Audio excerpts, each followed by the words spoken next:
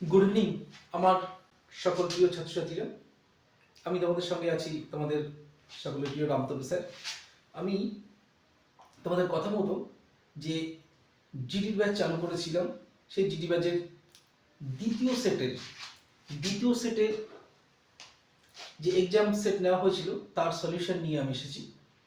এই ভিডিওটাতে দ্বিতীয় সেটের ম্যাথের একমাত্র সলিউশনটা পাবে তোমরা, আর পরবর্তীতে জিকের সলিউশন এই দ্বিতীয় সেটের, আর ইংলিশের সলিউশনটা একটু পরে নিয়ে আসছি, পরের ভিডিওগুলোতে তোমরা পাবে। আর বাকি যারা যারা সাবস্ক্রাইব করোনি তারা তারা করে রাখো। আর যাদের বলবো, যে সকল ছেলেমেয়েরা তোমরা জিডির জন্য প্রিপারেশন নিচ্ছ বা যে কোনো চাকরির জন্য প্রিপারেশন নিচ্ছ, কোথাও পড়ছো অথবা কোথাও পড়ছো না, তো তারাও এই এক্সাম সেটের যে প্রিভিয়াস ইয়ারের কোশ্চেনের উপর বেস করে যে এক্সাম সেটগুলো তৈরি করা হয়েছে, এই এক্সাম সেটের যে কোশ্চেনগুলো আছে, যে অঙ্কগুলো বা জিকে জিআই ইংলিশ যাই থাক, এগুলো তোমরাও সবাই সলভ করবে, তোমাদের প্রিপারেশন বুস্ট আপ হবে। মনে রাখবে যে সকল চাকরির পরীক্ষায় ম্যাথ, জিআই, জিকে এগুলোর টাইপ আলাদা হয় না, সব একই সিলেবাস। শুধুমাত্র কতগুলো কমন টাইপ আছে ম্যাথে, সেই টাইপগুলো তুমি যদি প্র্যাকটিস করে যাও, সে যেখান থেকেই পারো, যে কোনো চাকরির প্রিপারেশনের থেকে নাও না কেন, যে কোনো সেট থেকে নাও না কেন, তাহলেই দেখবে তোমাদের পরীক্ষায় কোশ্চেন টাইপ কমন পাচ্ছ, তার মানে অঙ্কের টাইপ কমন পাচ্ছ। তো এখানেও জিডি পরীক্ষায় তোমরা জানো 20টা করে অঙ্কের সেট হয়। তোমাদের টার্গেট থাকবে কি, এই 20টা সেটে মানে 20টা অঙ্ক, একটা অঙ্কের সেটে 20টা কোশ্চেন হয়, সেই 20টা কোশ্চেনের ম্যাথটা এমনভাবে তোমরা রেডি করবে যাতে একটা টাইপও তোমার কাছে আননোন না থাকে, অচেনা না থাকে। তাহলে তোমার কাজ কি, তোমাদের প্রথম কাজ হবে একটা ডায়েরি কাছে রাখা। সেই ডায়েরিটাতে তোমরা এই অঙ্কের টাইপগুলো দেখবে, টাইপগুলো দেখে যেগুলো তোমাদের মনে হবে যে এটা আমার কাছে একটু নতুনত্ব আছে, বা এটা খুব ইন্টারেস্টিং লাগছে, বা এইভাবে সলভটা করলে তাড়াতাড়ি হবে, তোমার যদি মনে হয় বা যদি আননোন থাকে, সেগুলো সঙ্গে সঙ্গে ডায়েরিতে তোমরা টুকে রাখবে। তাহলে বুঝতেই পারছো যে তোমাদের কাজটা কি, এবং পরবর্তীতে একবার মাঝে মাঝে রিভিশনটা দেবে, তাহলে টাইপগুলো তোমার পরিচিত হয়ে যাবে। তারপর যে কোনো এক্সামে ওই অঙ্ক যদি পাও, তাহলে সঙ্গে সঙ্গে সেইভাবেই করে দেবে, ব্যাস, তাহলেই প্রিপারেশন এগিয়ে যাবে, তাহলে চাকরিতে তোমরা পাবে। তো বর্তমানে আমরা এই সেটের অঙ্কগুলো সলভ করবো। তার আগে একটা কথা বলে নিই, যদি কোনো নতুন কোনো বন্ধুরা বা কোনো ছাত্রছাত্রীরা আমাদের এই চ্যানেল ঘটনাচক্রে দেখছো, তাদের বলবো আমি টেলিগ্রামে একটা লিঙ্ক ডেসক্রিপশনে দিয়ে রাখবো, ওখানে এই কোশ্চেন সেটটাও দিয়ে রাখবো। যদি কারোর মনে হয় যে আমি এক্সামটা দিয়ে তারপর ভিডিওটা দেখবো, অবশ্যই সেটা করতে পারো। আচ্ছা, যদি এক্সাম দেওয়ার তোমাদের ধৈর্য বা সেই এনার্জি থাকে, দিতে পারো, না হলেও শুধু সলিউশনটা দেখো অঙ্কগুলো, আর পরপর যে সমস্ত সলিউশনগুলো আমি নিয়ে আসবো, সেগুলোর মধ্যে ম্যাথমেটিক্স আমি দিয়ে রাখবো। প্রতিটা ম্যাথ কিভাবে কম সময় দ্রুত করা যায়, তো সেগুলো জেনে যখন রাখবে, তাহলে দেখবে তোমরা ম্যাথগুলো তোমরা কম সময়ে করতে পারছো, যেমন নতুন নতুন ট্রিক্সও তোমরা শিখে নেবে। তো যাই হোক, আরেকটা কথা বলি, যে যদি কোনো নতুন ছাত্রছাত্রী বা বন্ধুরা আমাদের এই চ্যানেলটি দেখে থাকো বা আমার এই ভিডিওটা দেখে থাকো, তাহলে নিচে যে টেলিগ্রাম লিঙ্ক আমি দিয়ে রাখছি, সেখানে তোমরা দেখবে যে 8টা থেকে 9টার মধ্যে আমরা একটা ছোট ছোট এক্সাম, মানে কুইজের এক্সাম বা জিকের এক্সাম, মজার মতো করে, মানে খুব মজার মতো করে তোমরা আনসার দিতে পারবে। সেইভাবে 4টে করে অপশন থাকবে, তোমরা আনসার দিতে পারবে। তো এই এক্সামগুলো তোমরা প্রতিদিন 8টা থেকে 9টার মধ্যে তোমরা অ্যাটেন্ড করতে পারবে, এটা সম্পূর্ণ ফ্রি। তো তোমরা এটাতে জয়েন করে রাখো। আচ্ছা, তাহলে প্রথম আমি কোশ্চেনে যাই। প্রথম কোশ্চেনটা দেখতে পাচ্ছ, প্রথম কোশ্চেনটায় আছে কি, যে এক সেকেন্ড দেখো, প্রথম কোশ্চেনে কি আছে, বাঁদিকে তোমরা স্ক্রিনে দেখতে পাচ্ছ যে 1792 কে কোন ক্ষুদ্রতম পূর্ণ সংখ্যা দ্বারা গুণ করলে গুণফল পূর্ণবর্গ হবে। তার মানে আমরা কি করব, যে এমন একটা সংখ্যা দেওয়া আছে, সেখানে এটাকে বর্গ কিন্তু নয়, কোন একটা সংখ্যা দিয়ে গুণ করতে হবে, তবেই এটা বর্গ হবে। তাহলে 4টে অপশন আছে নিচে, 4, 3, 7, 11, এগুলো অপশনগুলোর মধ্যে কোনটা হবে? এখানে অপশন টেস্টের কোনো সুযোগ নেই। তাহলে আমরা কি করব, আমরা এর ফ্যাক্টরগুলো বের করব। দেখো ফ্যাক্টরগুলো কি বের করব, 17, 9, তারপর আছে 2। এর ফ্যাক্টরগুলো কিভাবে বের করব? আমরা জানি ছোট করে ছোট ছোট করে ফ্যাক্টর বের করা যায়। তাহলে আমরা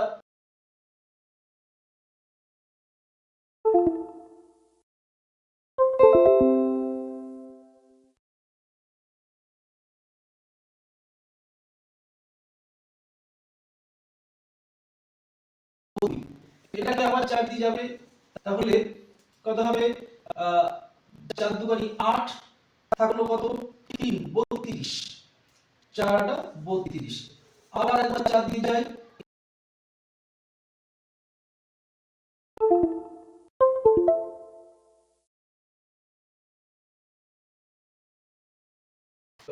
একটু টেকনিক্যাল ডিস্টার্ব হলো।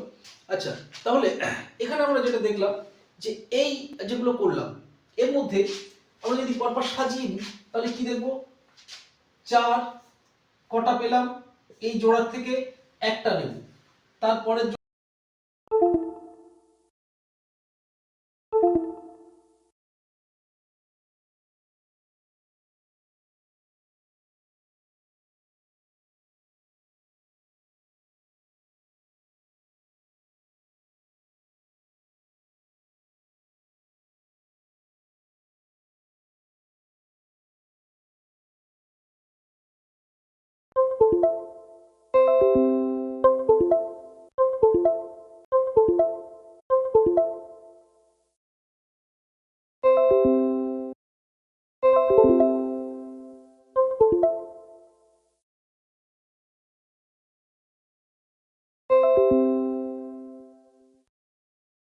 দরকার ছিল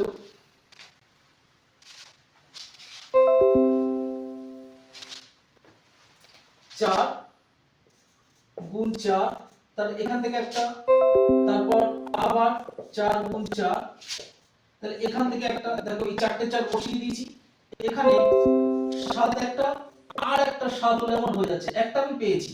তার মানে এটা যদি আমি রুট করতাম তাহলে দুটোর থেকে একটা নিতাম, দুটোর থেকে একটা নিতাম, দুটোর থেকে একটা নিতাম, কিন্তু একটা 7 পড়ে আছে, একটা 7 পড়ে আছে, তাই আর একটা 7 প্রয়োজন।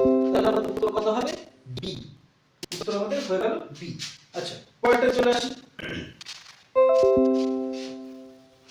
পরের অঙ্কটা তোমরা একটু দেখো। পরের অঙ্কটা এক সেকেন্ড।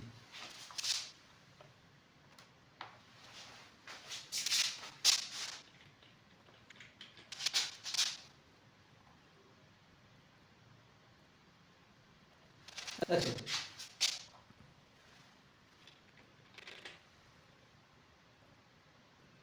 পরের অঙ্কটা কি আছে? যে 2 নম্বর অঙ্কটা সবাই দেখতে পাচ্ছ? 2 নম্বর অঙ্কে আছে, আচ্ছা এটা মুছে দিই।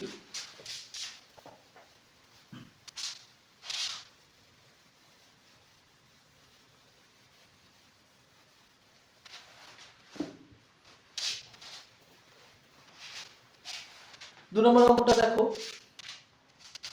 কি আছে, একটু দেখতে থাকো।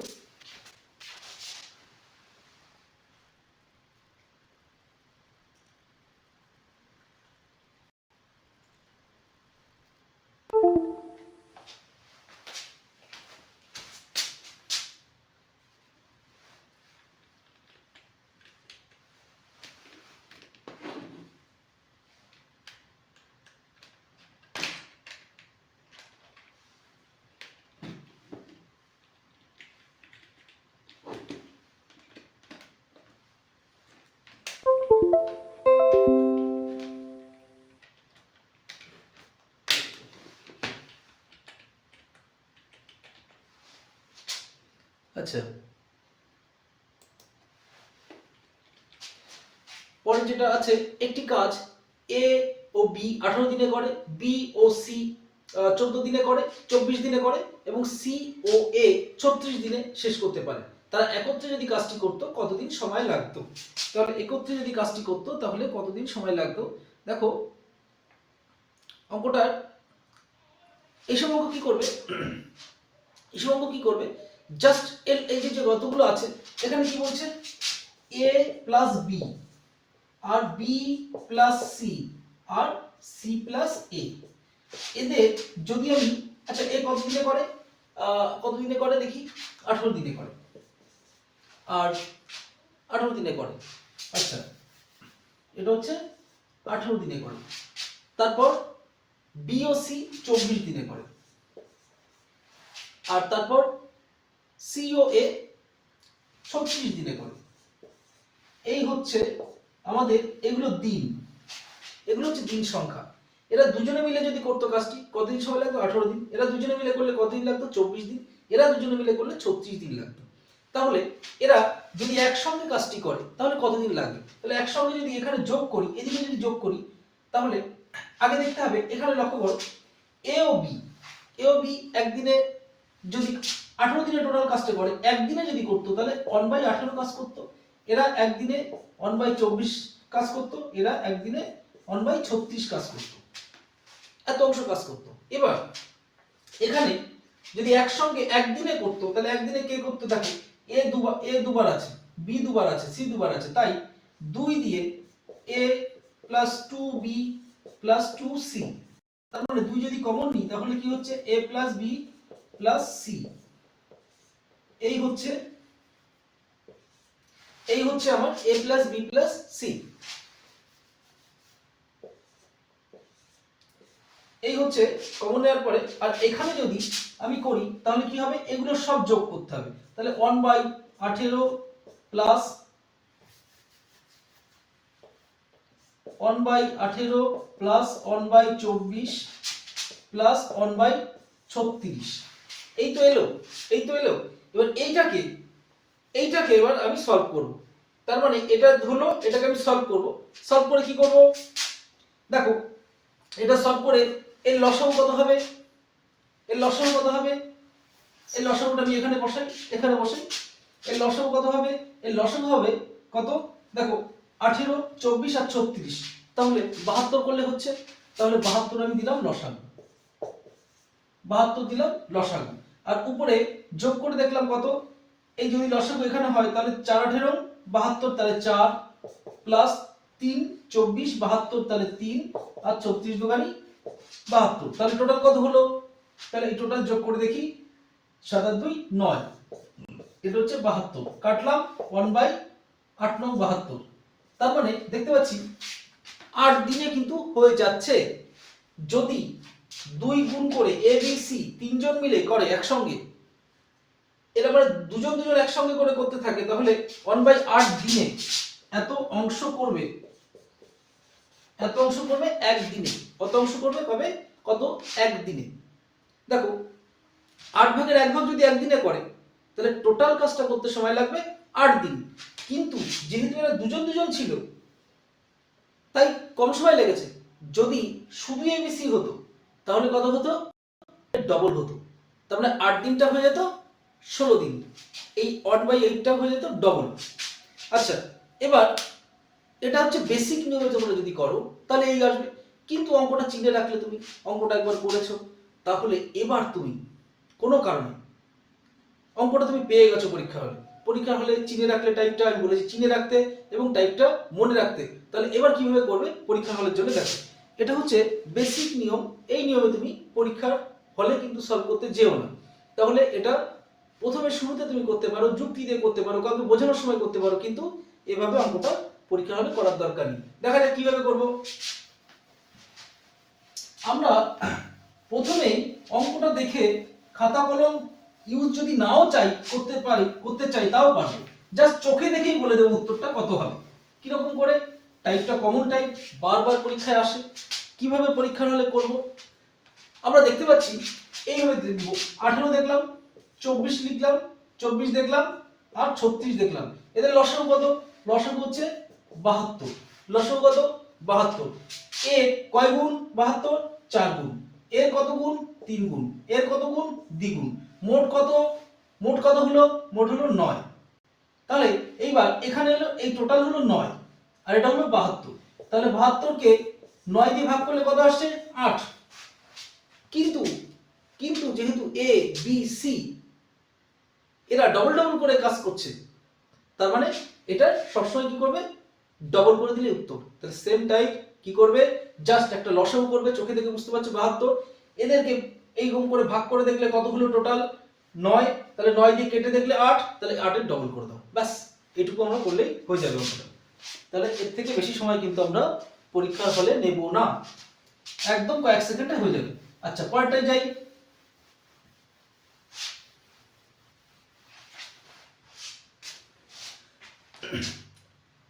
যেহেতু আমি কোশ্চেনটা এখানে নিচে রেখে দিচ্ছি তোমাদের বোঝার সুবিধার্থে, নাহলে আমি কোশ্চেন শুধু মুখে করতে পারতাম, তাহলে আমার এত টেকনিক্যাল সমস্যা হতো না। আমার জানি না টেকনিক্যালি আলটিমেট সেটা ঠিকঠাক তোমাদের আপলোড হবে কিনা, বা ঠিকঠাক তোমাদের কাছে পৌঁছাবে কিনা, ভিডিওটা সঠিকভাবে পৌঁছানো যাবে কিনা।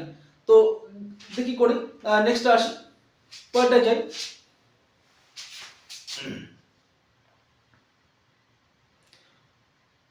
তাহলে এটার উত্তর কি ছিল? 16। পরেরটায় আসে 3 নাম্বার। 3 নাম্বারটা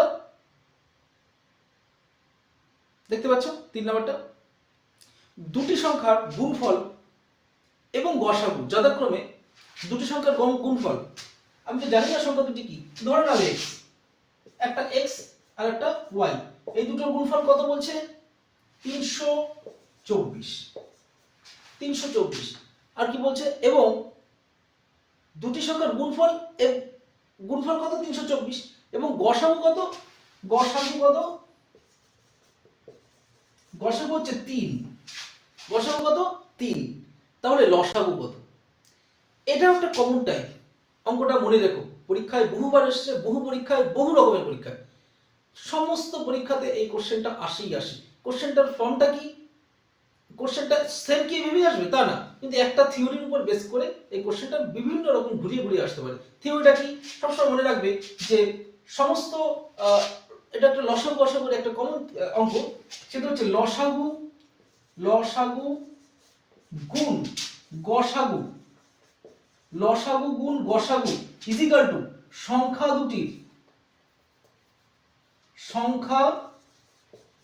দুটির গুণফল। তাহলে কি লিখলাম? লসাগু গুণ গসাগু ওই সংখ্যা দুটির গুণফল, এই হচ্ছে সূত্র, ব্যাস। তাহলে আমরা দেখতে পাচ্ছি, ধরে নিই একটা সংখ্যা x, একটা সংখ্যা y, তাদের গুণফল কত? গুণফল হচ্ছে এই সংখ্যা দুটির গুণফল কত? 332। আচ্ছা গসাগু কত? গসাগু হচ্ছে 3। লসাগু কত? জানি না। তাহলে এটাকে জানি নাই যখন ধরবে, তাহলে একটা কি ধরবে? এখানে তুমি ধরে নাও লসাগু এলসিএম লিখে দিলাম।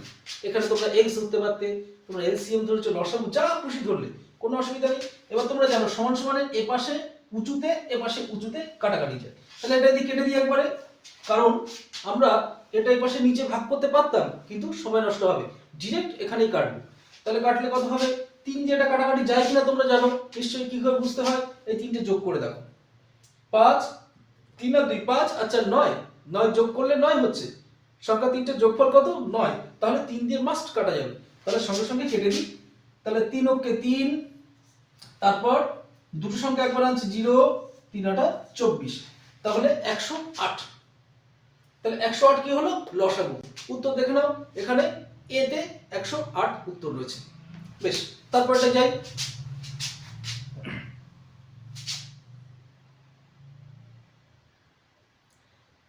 চার নাম্বার দেখো, তোমরা 4 নাম্বার সবাই দেখতে পাচ্ছ, একটি আয়তক্ষেত্রের দৈর্ঘ্য ও প্রস্থ। আচ্ছা এটা একটু মুছে দিই, তোমরা একটু কোশ্চেনটা দেখতে থাকো, ততক্ষণ আমি একটু মুছে দিই।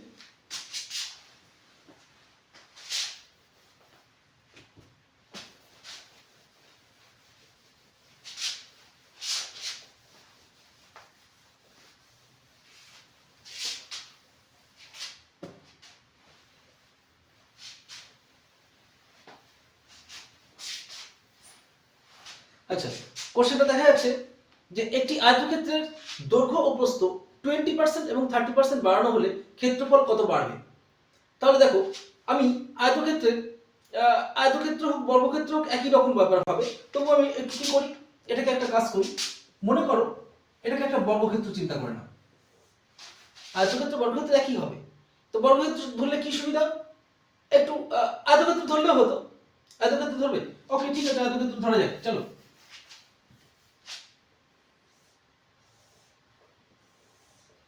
আয়তক্ষেত্র এইটা মনে করে 100, এইটা মনে করে 100, এটা মনে করো 200। ওকে, তাহলে কি বলছে, দৈর্ঘ্য 20% বাড়ালো, দৈর্ঘ্য মানে 200 বড় হবে, 200 20%, 10% আমরা জানি 20, 20% কত 40, তাহলে 40 মানে হচ্ছে কত হলো 240 হয়ে গেল, 200 ছিল এবার কত হলো 240, বোঝা যাচ্ছে? আচ্ছা বোঝা যাচ্ছে না, 240, 240, আচ্ছা 240 ভালো বোঝা যাচ্ছে না, তবুও তোমরা বুঝে নাও।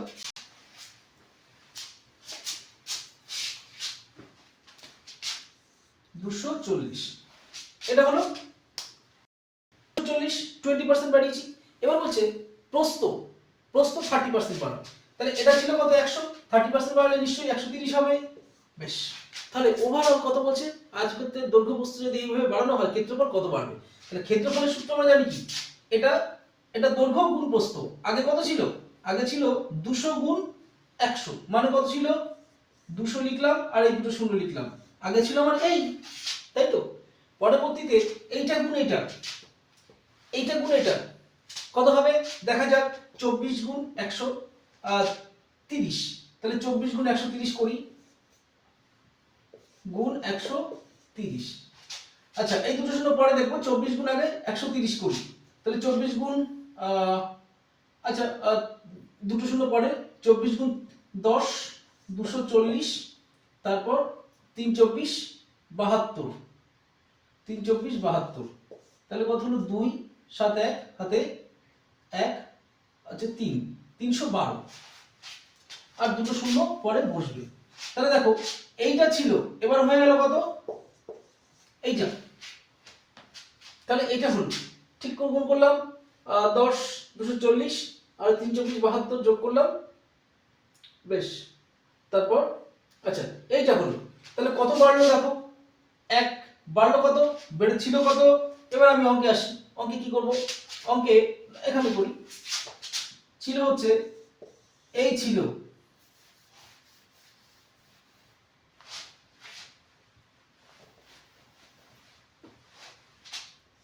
ছিল হচ্ছে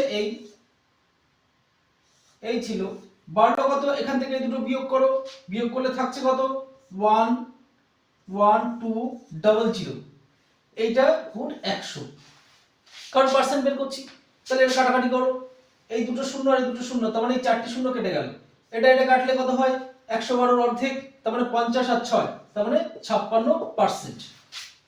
এটা সব মাস্টারমশাইরাই করাবেন এভাবে, তোমরাও যুক্তি দিয়ে করবে, কিন্তু এটা চাকরি পরীক্ষায় করলে চাকরি পাবে না। তার কারণ কি, এত সময় নিয়ে এই সিস্টেমে এই যুক্তিতে তোমরা অঙ্কটা করতে পারবে, কিন্তু চাকরি পরীক্ষায় করলে এভাবে হবে না। তাহলে কি করব, শর্ট নিয়মটা জেনে নাও, একদম ট্রিক্সটা জেনে নাও। এটা এভাবে করে রাখলে, কাউকে বোঝালে, কোনো বাচ্চা কাচ্চাদের অন্য কাউকে বোঝালে ঠিক আছে, অঙ্কটা মাধ্যমিকের ছেলেমেয়েরা যখন করবে তখন এভাবে করবে ঠিক আছে, কিন্তু যখন চাকরির জন্য করবে তখন ট্রিক্সটা জেনে নাও।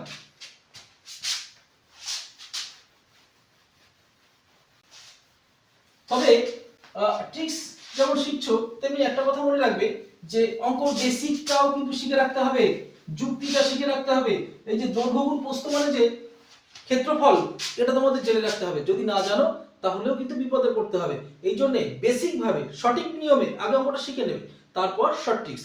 শর্ট ট্রিক্সটা এখানে কি লাগাবে, সেটা হচ্ছে যে দৈর্ঘ্য আর প্রস্থ কিচ্ছু ভাবতে হবে না, যদি সেম অঙ্ক আসে দৈর্ঘ্য গুণ প্রস্থ, দৈর্ঘ্য বেড়েছে প্রস্থ বেড়েছে বা একটা বেড়েছে, ক্ষেত্রফল কত বৃদ্ধি হয়েছে, তাহলে সব ভুলে যাও, জাস্ট 100 প্রথম 30% কি প্রস্থ বেড়েছে আর দৈর্ঘ্য 20%, যে কোনো আগে একটা করো, কোনটা করবে 30%, 100 30% বেড়েছে কত হয়েছে 130, আবার 20% করো, 20% কত 10% 13, 20% কত 26, তাহলে 26 যোগ করো কত হয় 156, আগে ছিল কত 100, পরে বেড়েছে কত 56, কত পার্সেন্ট বেড়েছে 56%। অঙ্ক শেষ, মাত্র চোখে দেখে কয়েক সেকেন্ডের মধ্যে অঙ্কটা হবে।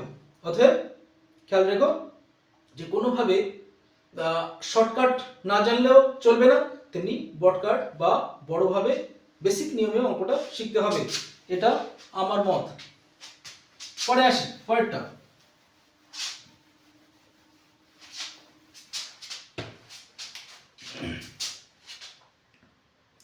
তারপরে অঙ্ক,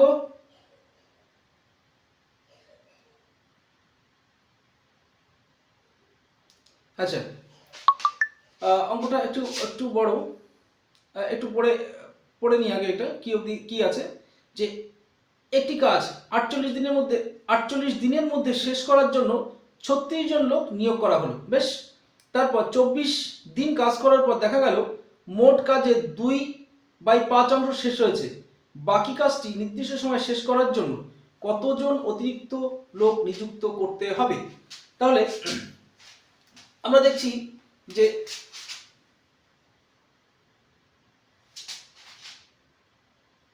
প্রথমে 48 দিনের মধ্যে শেষ করতে চেয়েছিল কাজটি, তাই তো? কিবোর্ডটা কাজ করছে না।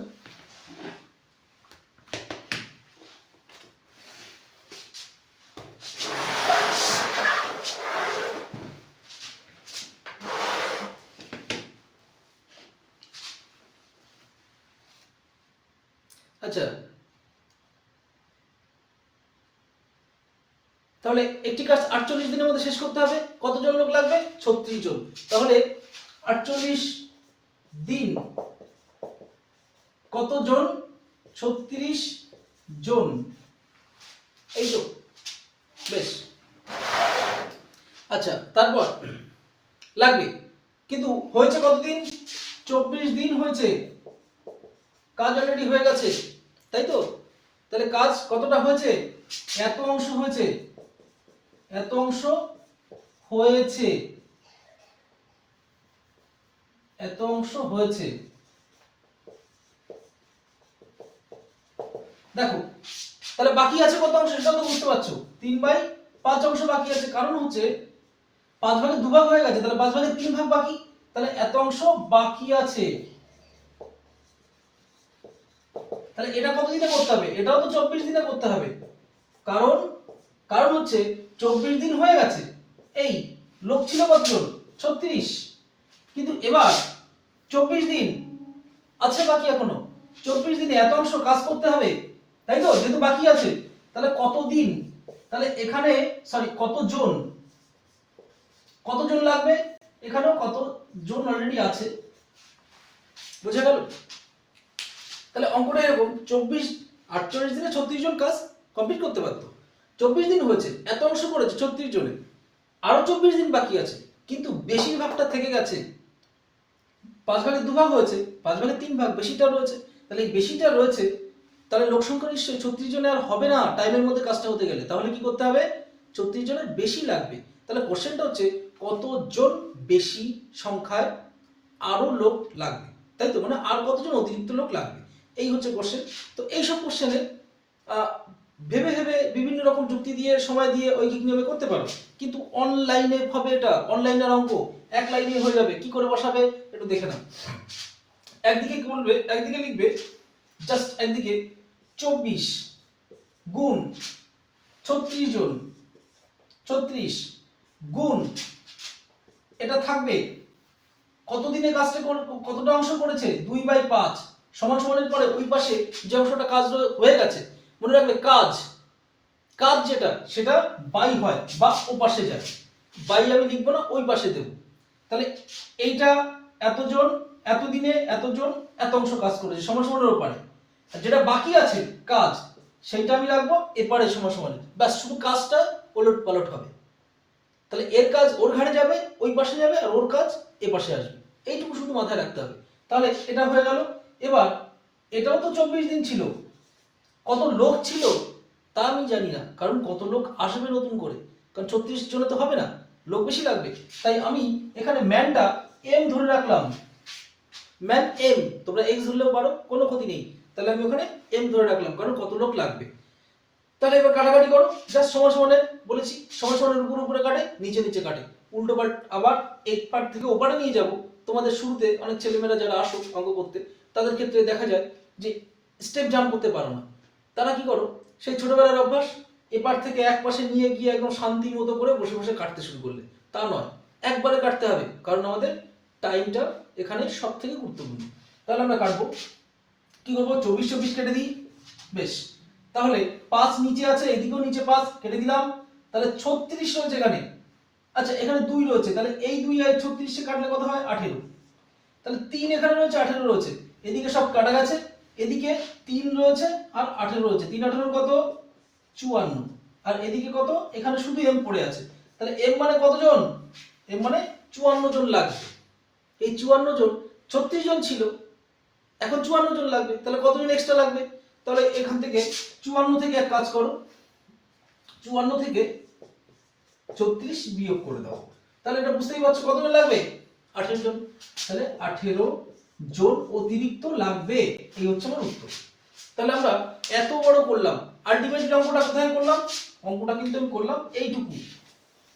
পরীক্ষার হলে এইটুকুতেই শুধু বসাবে আর এইটুকুই করবে, আর কিচ্ছু করবে না। বোঝা গেল? বেশ, তাহলে এই টাইপসের যদি কোনো অঙ্ক আসে তাহলে কি বলেছি, একদিকে যে শুধু কাজটা নিয়ে উল্টোপাল্টা বসাবে, কাজ যেটুকু হয়ে গেছে সেটা ওই পাশে যাবে, আর যেটা বাকি আছে সেটা পাশে আছে এই পাশে আসবে, আর বাকি সব সেম যেমন আছে তেমনি করে বসিয়ে যাবে। ঠিক আছে? এরপরেও যদি কারোর কোনো সমস্যা হয় কমেন্টে লিখবে যেটা বুঝিনি, তাহলে আমি সেই অঙ্কের পুরো চ্যাপ্টারের বেশ কিছু অঙ্ক যেগুলো এই টাইপসের বেশ কটা এক্সাম্পল দিয়ে দিয়ে করিয়ে দেবো। যদি কারোর মনে হয় প্রবলেম হয় তাহলে কিন্তু কমেন্টে লিখবে, কোন অঙ্কটা নিয়ে কমেন্টে সেটা লিখবে, এত নম্বর অঙ্কটা আমার প্রবলেম হয়েছে, তাহলে আমি সেটা তোমাদের তারই উপরই একটা ভিডিও আবার আলাদা করে বেশ কয়েকটা অঙ্কের এক্সাম্পল দিয়ে বানিয়ে দেবো। সেই চ্যাপ্টারটাই সেই কেন কি করে হয় সেটা আমি বলে দেবো, বুঝিয়ে দেবো। তাহলে কমেন্ট করতে তো হবেই, তোমরা জানো, কারোর কোনো প্রবলেম হলে আর বুঝলে ভালো লাগলে তাহলে তোমরা লিখবে, বা সঠিকভাবে বুঝতে পারলে আই গট ইট আমি কথাটা লিখতে বলি, আই গট ইট কথাটা একটু লিখে দেবে। আর লাইক কিন্তু করতে হবে, যদি সঠিকভাবে লাইক পড়ে, বেশি বেশি লাইক হয়, তাহলে পরের ভিডিওগুলো তাড়াতাড়ি আনবো, আর তোমাদের চ্যাপ্টার ওয়াইজ যেভাবে করবো ভেবেছিলাম, করতে চেয়েছিলাম, সেগুলো তোমাদের করে দেবো। আচ্ছা পরের অঙ্কে যাই, পরের অঙ্কটা, আচ্ছা এটার উত্তরটা দেখো, এর উত্তরটা কি হবে, 18 জন অতিরিক্ত লোক নিয়োগ করতে হবে। আচ্ছা পরে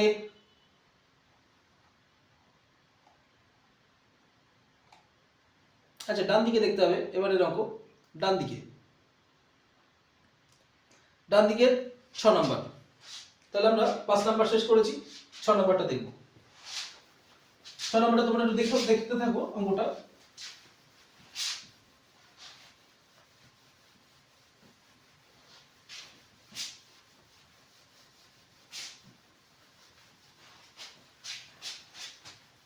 কোনো রকম ভিডিওতে এডিট করব না, অথবা একটু সময় লাগলেও তোমরা একটু স্পিড বাড়িয়ে দেখতে পারো, এত সময় নেই এডিট করার। তোমাদের যাদের প্রয়োজন মনে হচ্ছে তারা কি করবে, একটু স্পিড বাড়িয়ে নিয়ে দেখে নেবে, একটু স্পিড বাড়িয়ে নিয়ে দেখে নেবে। আচ্ছা দেখো 6 নম্বর, 3x মাইনাস, আচ্ছা লিখে দিই একটু, 3x মাইনাস, তারপর 1/3x, আচ্ছা ইজিক্যাল টু কত আছে 9। আচ্ছা তারপর x square plus 1/x square plus 1/81 x square equal to কত? এই হচ্ছে আমাদের কোশ্চেন। দেখো এখানে যে ফর্ম আছে এখানে সেই ফর্মে নেই, কিন্তু এখানে নিচে 3 আছে, 3x আছে, আর এখানে 3x আছে, কিন্তু এখানে শুধু x আছে, এখানে 81 আছে। তাহলে এই ফর্মটা আমরা নিতে পারি তো? অবশ্যই নিতে পারি। কি করব, দেখো 3 দিয়ে ভাগ করে দেব। 3 দিয়ে ভাগ করে দিলে কি হবে, 3 দিয়ে ভাগ করে দিলে এই 3 যদি এখানে আসে তাহলে 3 দিয়ে 3 এ কাটা যায়, x শুধু পড়ে থাকে। 3 দিয়ে ভাগ করার জন্য নিচে 3 গুণ হয়েছে, তাই 1/9x হয়ে গেছে, 3 এর সঙ্গে 3 গুণ হয়ে গেছে। আর এখানে আবার নিচে 3 হয়েছিল, তাহলে এটাও কেটে গিয়ে কত থাকছে, শুধু 3। এটা সবাই বুঝতে পেরেছো? x minus 1/9x is equal to 3। তাহলে আমরা এই যে ফর্মটা আমরা দেখতে পাচ্ছি, এই ফর্মটার সঙ্গে এর একটা মিল আছে। দেখো এর স্কয়ার করলে x স্কয়ার হয়ে যেত, এর হোল স্কয়ার করলে 81 x স্কয়ার হয়ে যেত। তাহলে আর এটার এই পাশে তো নেই কিছু, তাই না? তো এটা আমার কত হবে? এবার এটাকে কি করব, এই ফর্মে নেব। এই ফর্মে নিতে গেলে তোমরা এখান থেকেও আসতে পারো, এখান থেকেও আসতে পারো। তাহলে আমি ওখান থেকে যাই, ওখান থেকে গেলে সুবিধা হবে। এইটা ইজিক্যাল টু আমরা কি দেখলাম, x - 1/9x = 3, এটুকু আমরা শুধু জেনে রাখলাম। এবার এখান থেকে দেখি এই জায়গায় এটা সূত্রটা যদি আমি বসাই, এর সূত্র যদি বসাই, অ্যাকচুয়ালি আমরা এটাকে এরকম ভাবে লিখতে পারি। তো আমরা এরকম ভাবে লিখতে পারি x² প্লাস 1/9 হোল স্কয়ার, এরকম করে লিখতে পারি, অথবা এভাবে লিখতে পারি, এভাবে লিখতে পারি। তার মানে এটা a², এটা প্লাস b²। তাহলে এর সূত্রটা আমি লিখে দেবো। এর সূত্রটা কোন ফর্মে নিয়ে আসবো? মাইনাসের ফর্মে আনবো। তাহলে মাইনাসের ফর্মে কি করে আনতে হয়? যারা আমার সূত্রের ক্লাস করেছো তারা জানো, আমি ইউটিউবে এখন এটা আপলোড করিনি। তো সূত্র, যে কোনো সূত্র যে কোনো সময় যখন তখন তোমার মুখস্থ ছাড়াও বানিয়ে নিতে পারবে। যদি মনে হয় যে সূত্র মনে থাকছে না, এত সূত্র মনে থাকবে কি করে? বীজগণিতের সব সূত্র জাস্ট শুধু একটা থিওরিতে সব মনে থাকবে, সেই থিওরিটা কিচ্ছু না, একদম একটা যোগ বিয়োগ, এত সোজা। যদি মনে হয় তোমাদের দরকার তাহলে কমেন্টে জানাও যে আমার লাগবে। লিখবে কি? আমার লাগবে, আমার সূত্রের ভিডিও লাগবে, ব্যাস শুধু এইটুকু লিখলেই হবে। যদি আমি দেখি 50টা কমেন্ট হয়েছে তবে আমি ভিডিও দেবো, নাহলে দেবো না। আচ্ছা, তা দেখা যাক এখানে কি হলো। এইটা a² প্লাস b²। তাহলে এখানে আমি কি করব? এর সূত্রটা লিখবো মাইনাসের ক্ষেত্রে, মাইনাস। তাহলে আমি যাই -1/9x, এটা যদি আমি হোল স্কয়ার লিখি তাহলে এইখানে আমি কি করব? Plus 2x into 1/9x। এটা একটা, এই সূত্রটা a² প্লাস b² সূত্র লিখলাম, a minus b whole square plus 2ab, a plus a minus b whole square plus 2ab লিখলাম। আচ্ছা, এবার দেখো এই x টা উপরে, এই x টা নিচে কেটে দিলাম, তাহলে 2/9 আছে ওখানে। আর এইটা মানে কত? এইটা মানে হচ্ছে 3। দেখো এইটা আর এইটা একই জিনিস এলো, শুধু এর মাথায় একটা হোল স্কয়ার আছে। তাহলে এইটা মানে আমি 3 এর হোল স্কয়ার লাগিয়ে দিই, তাই তো? আর প্লাস এখানে কি আছে? উপরে 2, নিচে 9। তাহলে এটা মানে কত? 9। তাহলে 9 প্লাস 2/9 দেখা যাচ্ছে? দেখা যাচ্ছে না, এই দিয়ে দেখা যাচ্ছে। বেশ, এইটা আমি এখান থেকে এরকম করে লিখি। এখানে এটা মানে কত? 9 আর প্লাস 2/9। এটাকে আমি যদি লিখি তাহলে আমি এইভাবে লিখতে পারি। তোমরা যোগ করে দেখো, এই হবে। তাহলে এইটা হবে হচ্ছে আলটিমেটলি উত্তর। তাহলে দেখো এই ফর্মের কোন উত্তরটা আছে এখানে? এখানে কত নাম্বার আছে? বি। বি হচ্ছে উত্তর। তাহলে বি যাদের যাদের করতে পেরেছিলেন তাদের তো ঠিক ছিল, আর যারা পারোনি তারা টাইপটা দেখে রাখলে, চিনে রাখলে। আর যদি 50টা কমেন্ট হয় যে আমার সূত্র লাগবে, তবে আমি অঙ্কটা দেবো। তাহলে আমি সূত্রগুলো শিখিয়ে দেবো কীভাবে মনে রাখতে হয়, না হলে অফলাইনের ক্লাসই শুধু ছেলেমেয়েরা জানবে। আচ্ছা, বেশ, তারপর পরেরটা দেখো তোমরা, পরের অঙ্কটা দেখতে থাকো।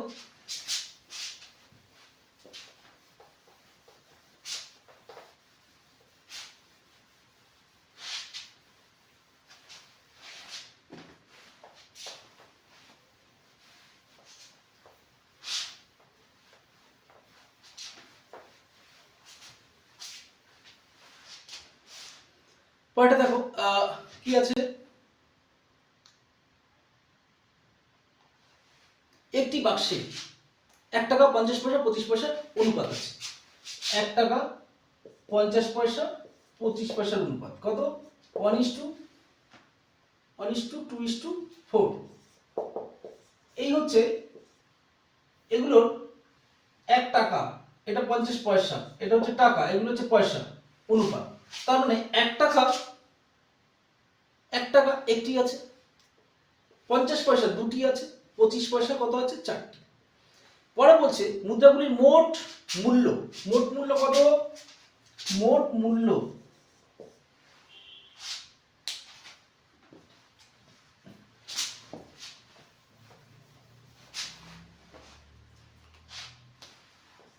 মোট মূল্য কত টাকা? মোট মূল্য 393 টাকা। এটা পয়সার অঙ্ক, অনেকেই পাজলড হবে। পয়সার অঙ্ক, টাকা পয়সা, কয়েনের এই যে হিসাবটা, এর কোনো টাইপের কিচ্ছু করতে পারে না। দুটো টাইপ দেয় মাত্র। তাহলে এই অঙ্ক আসলে তুমি মাস্ট পারবে, শুধু একটা টাইপ আপাতত শিখে রাখো, আর একটা টাইপ বলে দেবো। এই অঙ্কের মধ্যে আমি বলে দিচ্ছি, কিন্তু আরেকটা উদাহরণ না দেওয়া পর্যন্ত তোমরা বুঝবে না। তো দেখো এখানে কি দেওয়া আছে, এখানে কি দেওয়া আছে, মোট মূল্য, তার মানে টাকার মূল্য। আর এখানে কি দেওয়া আছে, সংখ্যা, নাম্বার, তাই তো? তাহলে এখানে দেওয়া আছে কয়েনের নাম্বার, কয়েনের নাম্বার, একটা কয়েন, দুটো কয়েন, চারটে কয়েন। মোট কটা কয়েন আছে, একটা, দুটো, তিনটে, আর চারটে, সাতটা। সাতটা কয়েন এখানে দেওয়া আছে, কিন্তু এখানে কয়েনের কথা কিন্তু এখানে বলেনি, ওখানে বলেছে কত মূল্য। তাহলে এখানে মূল্য দেখি, এইবার দেখা যাক মূল্য বের করে নেবো। এখানে কিন্তু কয়েন বের করবো না, আমি প্রথম কয়েন বলছি কেন, অনেকে শুরু করবে কয়েন টয়েন দিয়ে, চিন্তা ভাবনা না, এখানে মূল্য, তাই এখানে মূল্য করবো। মূল্য কি করতে করবো দেখো, 1 টাকা, তাহলে 1 টাকা কত আছে, 1 টাকা, একটা আছে 1 টাকা, দুটো আছে 50 পয়সা প্লাস, তাহলে দুটো 50 পয়সা মিলে আবার 1 টাকা। তারপর আবার 25 পয়সা কটা আছে, চারটে, 25 পয়সা চারটে মিলে কত হবে, 1 টাকা। মোট এখানে কত টাকা আছে, এখানে কত টাকা থাকবে, থাকবে হচ্ছে 3 টাকা, 3 টাকা।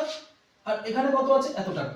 আমি বলছি এই অনুপাতে থাকলে আমার কাছে থাকার কথা ছিল 3 টাকা, কিন্তু এখানে দেওয়া আছে না 393 টাকা। এর থেকে কত গুণ বেশি টাকা দেওয়া আছে, ভাগ করলে পেয়ে যাবে। তাহলে এটা যদি ভাগ করি কত হয়, তোমরা যদি এক্স ধরতে দাও হতো, এক্স ধরে করলেও হতো, কিন্তু এক্স ধরে করার দরকারই নেই। এই টোটাল টাকাটা বের করে নিলে 3 টাকা মানে এত টাকা, তাহলে 3 টাকা মানে কত টাকা, এত টাকা। 3 টাকা মানে এত টাকা, তাহলে 1 টাকা মানে কত টাকা, ভাগ করে যাবে, ভাগ হয়ে যাবে। 3 কাটলে কত আছে, 1 3 1। 1 টাকা মানে, 1 টাকা মানে 1 ইউনিট মানে এত, 1 ইউনিট মানে কত, 131। তাহলে এবার আমার কি চাই, ওখানে কি চাই দেখো, বাক্সে 50 পয়সার মুদ্রার সংখ্যা কত, চেয়েছে কি মুদ্রা, এখানে 50 পয়সার মুদ্রার সংখ্যা কত, দুটো। 1 ইউনিট মানে কত, 1 ইউনিট মানে কত, এই যে 1 ইউনিট মানে 131, 131 টাকা। তাহলে এখানে টাকা কত ছিল, 1 টাকা ছিল, তাহলে এখানেও 131 টাকা থাকবে, এখানেও 131 টাকা, এখানেও 131 টাকা, তবেই না আমার টোটাল মিলিয়ে 393 টাকা। তাহলে এই যে 50 পয়সা কতগুলো আছে, কত টাকা আছে, 131। তাহলে কয়েন কতগুলো থাকবে, কয়েন তো দুটো করে থাকবে, এত টাকায় কটা কয়েন কয়েন থাকবে, দুটো করে থাকবে। তাহলে এর ডবল হবে, এর ডবল কত, 262। তাহলে 131 গুণ 2, তার মানে 262 টি মুদ্রা থাকবে। বোঝা গেল? তাহলে আমরা প্রথম এই অঙ্কের ক্ষেত্রে যখনই অঙ্কটা শুরু করব, প্রথম আমরা কি দেখব, প্রথম অঙ্কটা শুরুতেই আমরা দেখব যে এই অঙ্কের মধ্যে লাস্টে কি দেওয়া আছে, কি দেওয়া আছে ঠিক সেই অনুপাতে অনুপাত করে নেব। তারপর কি চাইছে ঠিক সেই বুঝেই আমরা সংখ্যাটা বের করে দেবো। বেশ, একবার দেখে নিও বারবার করে, আর যদি না বুঝতে পারো একটু জানিও, পরে আমি এর একটা পুরো অঙ্ক বেশ কটা উদাহরণ দিয়ে তোমাদের পুরো চ্যাপ্টারটাই করিয়ে দেবো। মাত্র 2-3টে টাইপ হয়, কিন্তু বেশ কটা অঙ্ক দিয়ে করিয়ে তোমাদের বুঝিয়ে দেবো। আচ্ছা, তারপরের অঙ্কে যাই। দেখো এটার সি উত্তর, এটার উত্তর সি। যারা যারা আমার কাছে জানতে চাইছিল উত্তরগুলো, তাহলে উত্তরগুলো একবার দেখে নিলে, অঙ্কটাও দেখে নিলে। এরপর 8 নাম্বার, 8 নাম্বার কি আছে, একটি একটি দ্রব্য 2400 টাকায় বিক্রি করলে যত টাকা ক্ষতি হয়, 3360 টাকায় বিক্রি করলে তার দ্বিগুণ লাভ হয়। দ্রব্যটি ক্রয় মূল্য কত? দেখো একদম সিম্পল অঙ্ক। বলছে যদি 2400 টাকায় বিক্রি করি তাহলে ক্ষতি হয়, 2400 টাকায় বিক্রি করে দিলাম, কিছু ক্ষতি হলো। আবার 3360 টাকায়, 3360 টাকায় আমি কি করলাম, কিনলাম, সরি বিক্রি করলাম। এটা বিক্রি করলে ক্ষতি, এটা বিক্রি করলে তার দ্বিগুণ লাভ। এখানে যা ক্ষতি হয়েছিল তার দ্বিগুণ লাভ। ভাবো তো, যদি 10 টাকার একটি জিনিস বিক্রি করে 1 টাকা ক্ষতি হতো, তাহলে কেনা দাম কত ছিল, 11 টাকা। তাহলে ক্ষতি কত হয়েছিল, 1 টাকা। যদি এবার যদি কোনো কারণে 13 টাকায় বিক্রি করতাম, লাভ হতো কত? 2 টাকা। তাহলে এর থেকে দ্বিগুণ লাভ হতো না? আমি এটা বোঝানোর জন্য বললাম। 10 টাকার জিনিস বিক্রি করে কত ক্ষতি হয়েছে? যা ক্ষতি হয়েছে, মনে করো 1 টাকা ক্ষতি হয়েছে, তাহলে কেনা দাম কত? 11 টাকা। আর বিক্রি দাম যদি আরেকটা, এটাও একটা বিক্রি দাম, এটাও একটা বিক্রি দাম, এটা বিক্রি করে যা ক্ষতি হয়েছে 1 টাকা, এইটা বিক্রি করে এই 1 টাকার ডবল লাভ হয়েছে, এই যে 2 টাকা। তাহলে এই অঙ্কটার ক্ষেত্রে যদি এরকম হয় তাহলে কি করা যেতে পারতো? দেখো তো, এই 13 ছিল, 13 মাইনাস 10 কত হতো? 3। এটাকে 3 ভাগ করে দাও, কত হতো? 1। এই একটাই হচ্ছে এর মধ্যে, এইটা 1 এর ডিফারেন্স, এইটা হচ্ছে 1, এই দুটোর মধ্যে ডিফারেন্স 1। তাহলে এক কাজ করি, এই দুটোর মধ্যে ডিফারেন্স কত বের করো। 2400 থেকে 600 300, তার মানে 960। এই দুটোর মধ্যে ডিফারেন্স কত? 960। এটাকে 3 দিয়ে ভাগ করো, তাহলে 3 দিয়ে ভাগ করো, 3 দিয়ে ভাগ করলে থাকছে হচ্ছে 3 2 0, 320। তাহলে এর সঙ্গে 320 যোগ করে এইখানে রাখো, তাহলে 2700 একটু বড় করে লিখি, 2720। এই 2720 থেকে 2720 যদি কেনা দাম হয় তাহলে বিক্রি করলে লস কত? এত টাকা। আর এখানের এই দুটো আবার যদি এখানে বিক্রি করো কত লাভ হবে? এর ডবল লাভ হবে। দেখো 640 টাকা এই দুটোর মধ্যে ডিফারেন্স, এই দুটোর মধ্যে ডিফারেন্স কত? 640 টাকা। তার মানে যত টাকা এটা বিক্রি করে এইটা বিক্রি করে যত টাকা লস হয়েছে, কত টাকা? 320। ব্যাপারটা কি একটু কঠিন মনে হচ্ছে? আবার সোজা করে বলছি, এটা একবার দেখে নেবে। এই যেটা আমি নিচে উদাহরণ হিসেবে দিলাম, আবার নতুন করে বলছি, যদি মনে হয় বুঝতে পারো, আমি জানি না বুঝতে পারছো কিনা, যদি মনে হয় কোনো কারণে না বুঝতে পারো তাহলে দ্বিতীয়বার দেখবে ভিডিওটা আর আমাকে কমেন্ট করবে। ওখানে কি আছে? 2400, আর এখানে কত? 3300, কত ছিল? 3360। তাহলে এই দুটো এইখানের মধ্যে ডিফারেন্সটা কত আমরা দেখতে পাচ্ছি? 960। এখানে 3 দিয়ে ভাগ করে কত এসছে? কেন 3 দিয়ে ভাগ করছি? তার কারণ একটা যার ক্ষতি হয়েছে তার দ্বিগুণ লাভ, তাহলে মোট 3, 1 আর এদিকে 2, 3, তাই 3 দিয়ে ভাগ করে দিলাম, কত এলো? 3 2 0, 320। এই 320 যোগ করে এর সঙ্গে 320 যোগ করলে কত আসবে? 2720। এই 2720, তার মানে এই 2720 জায়গায় যদি কেনা থাকতো এটা বিক্রি করলে 320 লস, আবার এইদিকে এটা বিক্রি করলে 320 ডবল লাভ। এই দুটো ডিফারেন্স করে দেখো 640 হবে। বেশ, তারপরটা যাই, তারপরটা তোমরা দেখতে থাকো। তাহলে কত? ও তাহলে কি বলছে? দ্রব্যটি ক্রয় মূল্য, সরি, তাহলে দ্রব্যটি ক্রয় মূল্য তো আমরা এখানেই পাচ্ছি, এই যে দ্রব্যটি ক্রয় মূল্য, তার উত্তর কত হবে? বি, উত্তরে বি। পরেরটা এসো, ন দেখো, না দেখতে তোমরা দেখতে থাকো।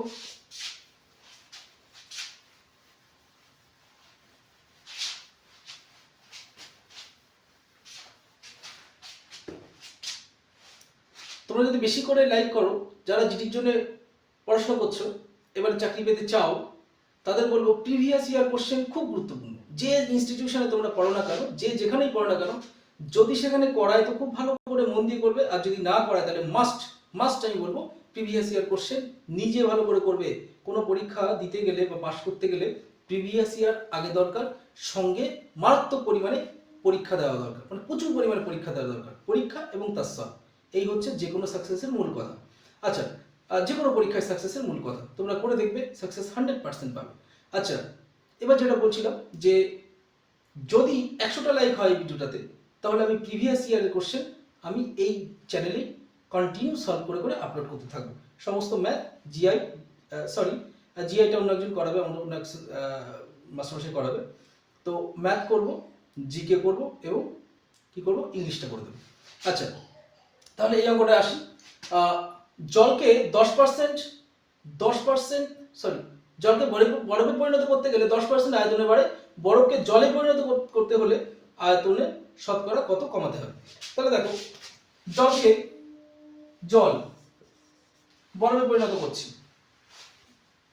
জলকে এবার বরফে পরিণত করলাম, বরফ,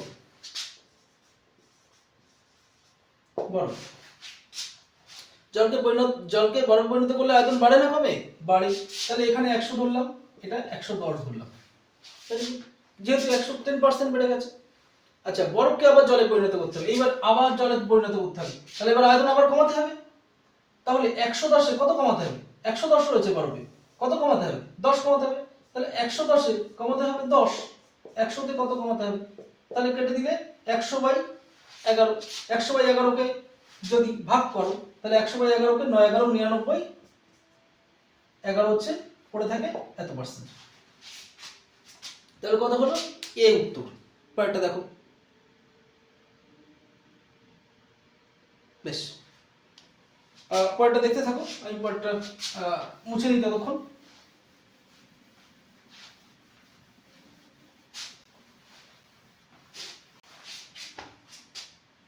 সবাই একটা ডায়েরি নিয়ে বসবে, বারবার বলেছি, প্রথমবার দেখছো ডায়েরি নেই কাছে, পরের বার ডায়েরি দিয়ে সমস্ত সময় দেবে, সব কটি অঙ্ক যেটি যেটি মনে হচ্ছে ইম্পর্টেন্ট তোমার কাছে মনে হচ্ছে, যেটা তোমার জানা নেই বা মনে থাকছে না বা মনে হচ্ছে যে এটা ভবিষ্যতেও কাজে লাগতে পারে, যেটা জানো, যে ছেলেটি জানো তার কোনো অসুবিধা নেই, কিন্তু যে অঙ্কটি জানো না, যে অঙ্কটি, সেটা কিন্তু মাস্ট ডায়েরিতে থাকতে হবে, বুঝেছো? আচ্ছা, এ ও বি একটি কাজ 12 দিন করে, বি ও সি 15 দিনে করে, আর সি ও এ 20 দিনে করে। যদি এ বি সি একসাথে কাজটি করে তবে কাজটি কতদিনে শেষ হবে? দেখো, কমন অঙ্ক। কেন কমন অঙ্ক বলছি? কারণ আগে সেম অঙ্কটা তোমরা করেছো, আমি একটু আগে করিয়েছি। তাহলে এটা কি, প্রথম কাজ কি হবে? মুখে মুখে করবো। দেখো, লসাগুটা আগে দেখে নেবো। লসাগু কত? 12 15 20 লসাগু কত? 60। 12 15 20 লসাগু 60। তাহলে 60-এ 12 দিয়ে যদি 12কে যদি 60-কে ভাগ করি 12 দিয়ে, তাহলে কত আছে? 5 5 5 12 60। তুমি লিখে নিতে হবে। আচ্ছা, লিখে নিই। 12 15 আর কত এখানে আছে? 12 15 20। এই লসাগু কত? 60। তাহলে এ কতবার যাবে এখানে? কতবার? 5 বার। কতবার? 4 বার। এ কতবার? 3 বার। এই মিলিয়ে যোগ করলে কত হয়? তাহলে 12। তাহলে এই 60কে 12 দিয়ে ভাগ করে দাও, কত আসছে? 5। তাহলে এইটা যেটা উত্তর আসে, এটা কি বলেছিলাম? যেহেতু ডবল ডবল, দুজন ডবল ডবল হচ্ছে, তাই তো? তাহলে 2 একটা কমন যায়, সেক্ষেত্রে এই 2টা গুণ করে দিতে হয়। তাহলে 5 গুণ 2 কত হবে? 5 গুণ 2 10 দিন লাগবে। 10 দিনে করতে পারবে কাজটা। ওকে, নেক্সট কোশ্চেন। 11। আচ্ছা, 10 দিন লাগবে মানে সি উত্তর ছিল আগেরটা। আচ্ছা, এটা দেখো, যদি যদি এ এবং বি পূর্ণ সংখ্যা হয়, তাহলে যেমন এ এ তোমার কি আছে? পাওয়ার বি আছে ইজিক্যাল টু 121, তাহলে এ মাইনাস 1 ব্র্যাকেট ক্লোজ করে তারপর কি আছে? বি প্লাস 1 আছে বোধহয়, সম্ভবত বি প্লাস 1, তাই তো? বি প্লাস 1 ইজিক্যাল টু কত? আচ্ছা, এটা তোমরা দেখো, তার আগে এটা মুছে নিই।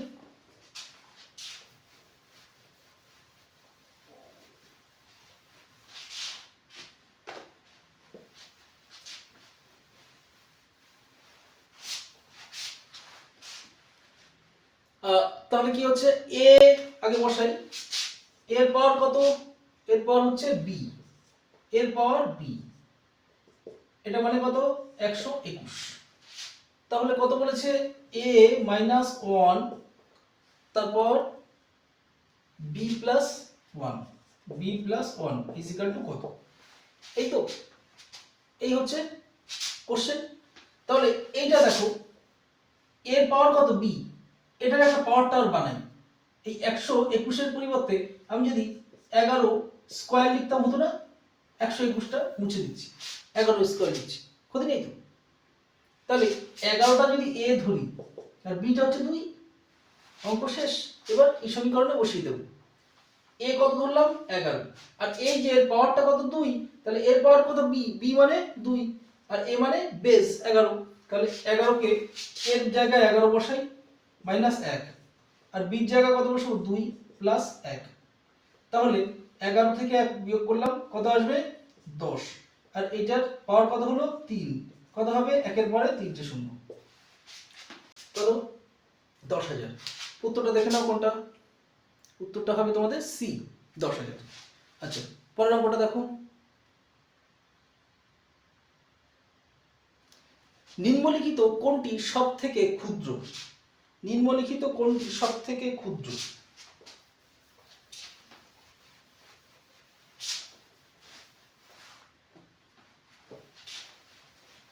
দেখো, আশা করি এই অঙ্কটি নিম্নলিখিত বলেছে, তার মানে অপশন থেকে টেস্ট করতে হবে। তাহলে অপশনটা দেখি, চারটে অপশন আগে দেখিনি। দেখো, দেখতে পাচ্ছ এই চারটে অপশন, এই চারটে অপশনে কি কি দেখতে পাচ্ছি আমরা? দেখো, একটা হচ্ছে মাইনাস আছে নিচে, আর এখানেও একটা মাইনাস আছে, বাকি সব প্লাস। তাহলে এই দুটো তো ক্ষুদ্র হতেই পারে না, বি আর সি ক্ষুদ্র হতেই পারে না, তাই তো? তাহলে বাকি কি আছে? এ অথবা বি, সরি এ অথবা ডি। এ কি আছে? এ আছে 1/-2, আর ডিটা কি আছে? ডিটা 1/-2 হোল স্কয়ার। এই দুটোর মধ্যে যেটা মাইনাস হবে সেটাই সবথেকে ছোট হবে, বাকিগুলো তো যদি প্লাস হয় কোনো কিছু আর দরকার নেই। তাহলে দেখো, এইটা এর যদি স্কয়ার করো, মাইনাস এর মাইনাস মাইনাস স্কয়ার করলে প্লাস হয়ে যায়। কেমন? দেখো, এটাকে 1/, এক কাজ করো, এটাকে স্কয়ার তো -2 গুণ -2, তাহলে মাইনাস মাইনাস গুণ করলে কত? প্লাস। তাহলে আসলে আলটিমেটলি উত্তর কি বের হচ্ছে? মাইনাস মাইনাস প্লাস, তাহলে 1/2। তার মানে এখানে কত আসছে? সরি 1/4, মাইনাস মাইনাস প্লাস হয়ে গেল, 2 2 গুণ করলে 4, তাহলে এইটার মানে হচ্ছে প্লাসে হয়ে যাচ্ছে। তার মানে বুঝতে পারছো, মাইনাসের স্কয়ার করে দিলে প্লাস হয়ে গেল, তাহলে এটা শেষ। তাহলে এটাও আমরা প্লাসে পেলাম। এইটা কিন্তু আর কোনোভাবে কিছু করা যাবে না, তার মানে এটা আসলে -1/2, তার মানে এটাই হয়ে যাবে সবথেকে ক্ষুদ্র। এখানে বোঝার কিচ্ছু নেই। আচ্ছা, পরেরটা দেখো।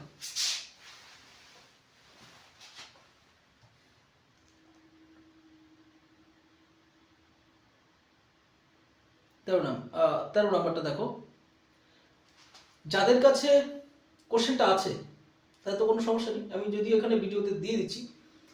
যদি কারো কাছে হাতে সবসময় কোশ্চেন থাকে না, বা রাস্তাঘাটে দেখতে চাইছো, চলতে ফিরতে একটা এমন সময় দেখতে চাইছো যে ভিডিওটা তখন খাতা কলম নেই কাছে বা বইপত্র নেই, তো সেই সময় ভিডিওটা দেখতে পাবে, যেহেতু আমি কোশ্চেন একসঙ্গে দিয়ে দিলাম। আর যদি বাড়িতে বসে দেখো, কোশ্চেনটা হাতে রেখেই দেখতে পারো। আচ্ছা, 13তে দেখো, এটা মুছে নিয়ে দেখতে থাকো।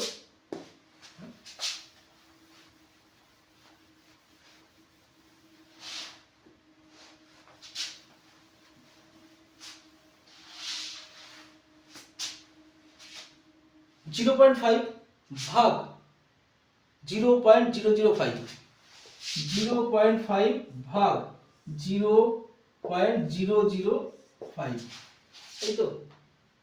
বেশ, ইকুয়াল টু কত? দেখো, এইসব অঙ্ক ভাগ টাগ করে একটু অনেকে পাজল হতে পারো, কিচ্ছু পাজলের ব্যাপার নেই। এই ডান দিকে যদি একটা সংখ্যা এখানে নিয়ে আসো পয়েন্টটাকে, তাহলে এরও একদিকে এখানে নিয়ে আসো। তাহলে আমি এখানে একটা সংখ্যা নিয়ে গেলাম, এবার এটাকে আরো দুঘর যদি নিয়ে যেতে চাই, তাহলে আমি দুঘর নিয়ে গেলাম, এই নিয়ে গেলাম দুঘর, তাহলে এরও এখানে আমি দুটো ঘর পয়েন্ট শূন্য দেব, তারপর একটা পয়েন্ট নিয়ে দেবো। বোঝা গেল? তাহলে আলটিমেটলি এখানে কি দাঁড়ালো? 500, এখানে দাঁড়ালো 500, আর এখানে দাঁড়ালো 5। তাহলে পয়েন্টগুলো আমি শুধু সরিয়ে দিলাম। সবাই বুঝেছো? তার মানে যদি না বোঝো রিপিট করবো, রিপিট করছি। ছিল কত এখানে? পয়েন্ট কোথায় ছিল? এখানে। আর এখানে কত ছিল? 0.5 ছিল, এই তো? তাহলে এই দিক থেকে পয়েন্ট আমি যত ঘর সরাবো, এই দিক থেকে পয়েন্ট তত ঘর সরাবো। এখানে পয়েন্ট কত ঘর সরাতে হবে? এখানে নিয়ে আসতে গেলে পয়েন্টটা ডান দিকে থাকলে মানে হচ্ছে 3 ঘর সরাতে হবে। তাহলে আমি 3 ঘর সরিয়ে দিলাম এখানে। তাহলে এরও আমার 3 ঘর সরাতে হবে। পয়েন্টের পরে 1 ঘর আছে, তাহলে আর দুটো ঘর বানিয়ে নিই, তারপর সরিয়ে দিই। তাহলে এই পয়েন্ট আমি এখানে নিয়ে গেছি। বাঁ দিকে শূন্যের কোনো দরকার নেই, এইখানেও বাঁ দিকে শূন্যগুলোর কোনো দরকার নেই। আর ডান দিকে পয়েন্ট থাকা আর না থাকা সমান, ডান দিকে পয়েন্ট থাকা না থাকা সমান। তাহলে কি হলো? 500/5। এবার তো সবাই বুঝতে পারছো কি 500/5 মানে 100। 500/5 মানে উত্তর 100। তাহলে আমি যদি দেখিও দিয়ে দেবো, এটা আসলে 500/5 = 100। এটা আমি সবার জন্য বানাচ্ছি। যে ছেলে মেয়েটি জিটির জন্য পড়াশোনা করছো, আবার যে কোনো চাকরির জন্য পড়াশোনা করছো, তাহলে এই অঙ্কগুলো টাইপগুলো যাতে একদম জিরো লেভেলের ছেলে মেয়েরা শুরুতে অঙ্ক করছো তারাও বুঝতে পারো, আমি তাদের কথা মাথায় রেখেই করাচ্ছি। আমি শুধুমাত্র জিডি পরীক্ষার জন্যই পড়াশোনা, আবার পরীক্ষা দেবে শুধু তাদের কথা মাথায় রেখে আমি এতটা বোঝাচ্ছি না। তারপরেও অনেক ছেলে মেয়ে আছে যদি একটু ভেঙে বোঝানো হয় তাহলে মাথায় বেশি করে থাকে, মানে একটু বেশি বেস লেভেল থেকে যদি বোঝানো হয় সেই চেষ্টাটাই আমি করছি। আচ্ছা, যারা একটু ভালো তাদের তো এটা এত কিছু ভাবে দরকার নেই, তারা উত্তরটা পেরেওছে আশা করি। আচ্ছা, এটার উত্তর কি হবে? বি। আচ্ছা, নেক্সট 14 নাম্বার, তোমরা একটু দেখে নাও।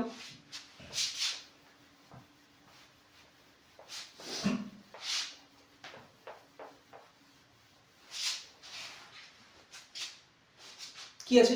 একটি ত্রিভুজের বাহুগুলির অনুপাত হলো 7, 9, 12, 7, 9, 12। এটা হচ্ছে বাহুগুলির অনুপাত। তার মানে এই একটা বাহু, একটু বড় বাহু এটা, আর সাপোজ এই বাহুটা এরকম, আর এই বাহুটা 12, তাহলে এটা হচ্ছে 7, এটা 9, এটা 12, এরকম আর কি অনুপাত দিয়েছে। তাহলে বলছে বড় বাহু এবং সবচেয়ে ছোট বাহু অন্তর হচ্ছে 15 সেমি। তাহলে এটা তো অনুপাত, এটা আমাদের কত তো আমি জানি না।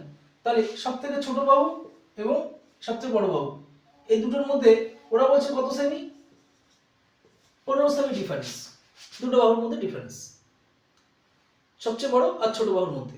কিন্তু এই অনুপাতের ভিত্তিতে আমরা দেখছি কত ডিফারেন্স, কত? 5। আমরা এখানে কত দেখলাম ডিফারেন্স? 5। সব থেকে বড় 12, ছোট 7, তার মানে 5। এখানে ডিফারেন্স কত? 5, কিন্তু ওরা বলছে কত? 15। তার মানে আমাদের থেকে এই অনুপাতের থেকে কত গুণ বেশি বলছে? প্র্যাকটিক্যাল যেটা অরিজিনাল যেটা আমরা দিয়ে দিচ্ছে সেটা হচ্ছে কত গুণ বেশি? 3 গুণ বেশি। 3 গুণ বেশি, এই 3 হচ্ছে, তার মানে 1 ইউনিট ইজ ইকুয়াল টু, এই যে 3 গুণ বেশি মানে 3, 1 ইউনিট ইজ ইকুয়াল টু কত হলো? 3। কেন 3? এটা 5 ইউনিট ছিল, 5 ইউনিট মানে যদি 15 হয় তাহলে 1 ইউনিট ইজ ইকুয়াল টু 3 হবে। 5 ইউনিট মানে হচ্ছে এই অনুপাতের যে ইউনিটগুলো ধরেছি, একটা 7, একটা 9, একটা 12 ইউনিট, আমি ইউনিট বলছি মানে একক, ইউনিট ধরে ভেবে নাও। 7 ইউনিট, 9 ইউনিট, 12 ইউনিট, এই দুটোর মধ্যে ডিফারেন্স কত ইউনিট? 5 ইউনিট। তাহলে 5 ইউনিট যদি 15 হয় তাহলে 1 ইউনিট মানে কত? যদি এরকম করে করতে, 5 ইউনিট মানে 15, 1 ইউনিট মানে 15 ভাগ 5 ইজ ইকুয়াল টু কত বেরোতো? 3। তাই এই 3টা লিখলাম। তাহলে 1 ইউনিট ইজ ইকুয়াল টু 3। তাহলে এগুলো এবার তুমি যেটা চাইবে সেটাই বের করতে পারবে। 1 ইউনিট মানে কত? 3। কি চেয়েছে এখানে? এখানে চেয়েছে তবে সবচেয়ে বড় বাহুটির দৈর্ঘ্য কত? বড় বাহু কত ইউনিট? 12 ইউনিট। তাহলে 1 ইউনিট মানে কত? 3। তাহলে 3 গুণ 12, তাহলে কত হবে? 12 গুণ 3 ইজ ইকুয়াল টু 36। হয়ে গেল 36 সেমি উত্তর। তাহলে উত্তরটা কত? ডি। এটার উত্তরটা দেখতে পাচ্ছ ডি। আচ্ছা, পরেরটা যাই।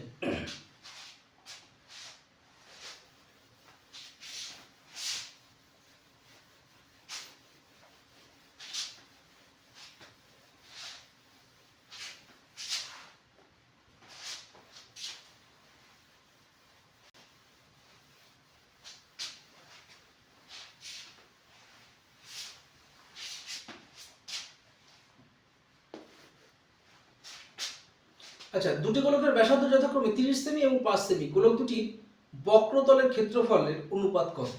দেখো, দুটি গোলকের, গোলক মানে হচ্ছে এই, এটাকে বলা হচ্ছে বৃত্ত, এটা কিন্তু গোলক নয়। গোলক মানে কি? গোলক হচ্ছে ইংলিশে বলে স্ফিয়ার। স্ফিয়ার, তোমরা গোলক দেখেছো?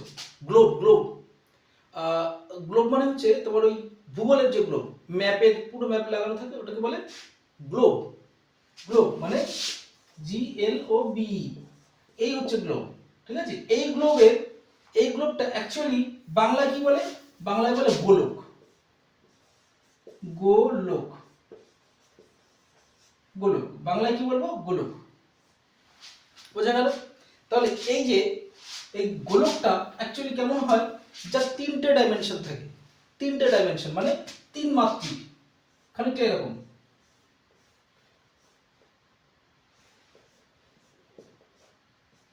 তাহলে এই যে হচ্ছে স্ফিয়ার, বা গোলক। এটা ক্ষেত্রফল এক রকমের সূত্র হবে, বৃত্তের ক্ষেত্রফল যা হবে এর তো তাই হবে না, তবুও সেন্সটা একই। তাহলে দেখো এর সূত্রটা একটু জানা থাকলে ভালো হয়, না জানা থাকলে অসুবিধা নেই, তবু একটু জানা থাকলে সুবিধা হয়। কি করব, আমাদের ব্যাসার্ধ একটা মানে এত বড় আর একটা হচ্ছে ছোট, এটার ব্যাসার্ধ কত, এটার ব্যাসার্ধ কত কত 30 আর এটার কত 5, তাহলে এটার ক্ষেত্রফলের অনুপাত কত? দেখো এইটা ব্যাসার্ধের অনুপাত বলেছে, যখনই ক্ষেত্রফল আসবে তখন একটা স্কয়ার হয়ে যাবে।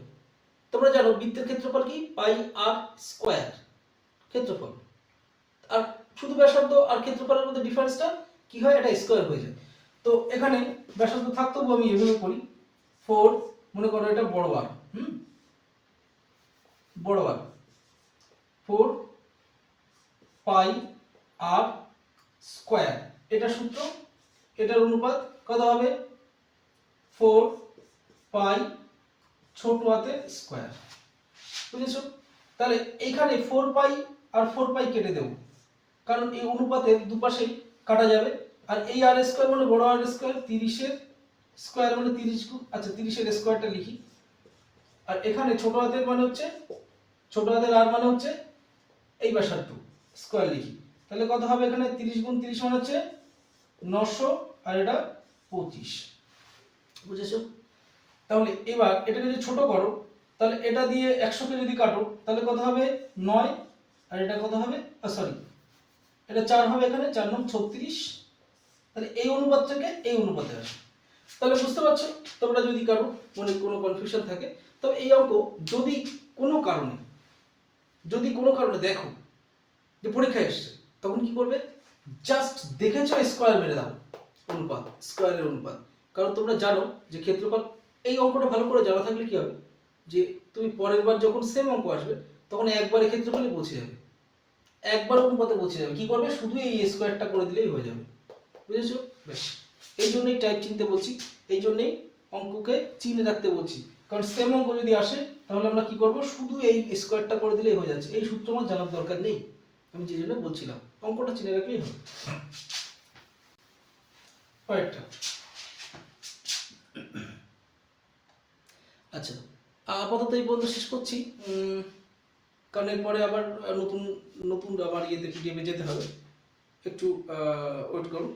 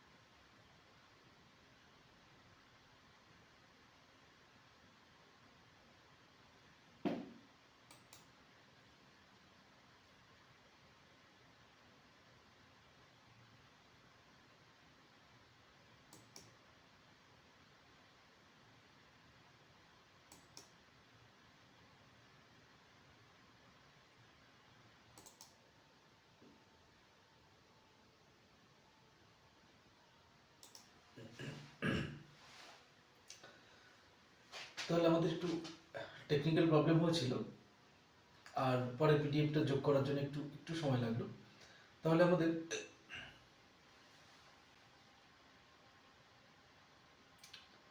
এক সেকেন্ড, আর একটু সময় নেব।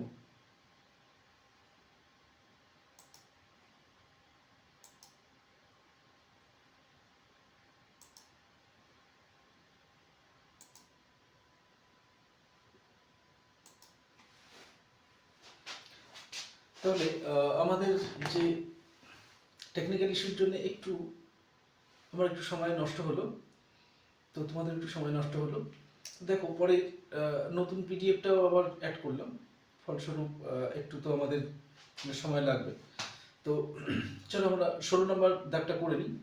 16 নম্বর দাগে আমরা কি দেখতে পাচ্ছি, যে লোক পায়ে হেঁটে একজন লোক পায়ে হেঁটে তার বাড়ি থেকে 5 কিলোমিটার পার ঘন্টা গতিতে রেল স্টেশনের দিকে যাত্রা শুরু করায় 3 ঘন্টা পরে তার বন্ধু সাইকেলে চড়ে ওই রেল স্টেশনের দিকে 11 কিমি পার ঘন্টা গতিতে রওনা হয়।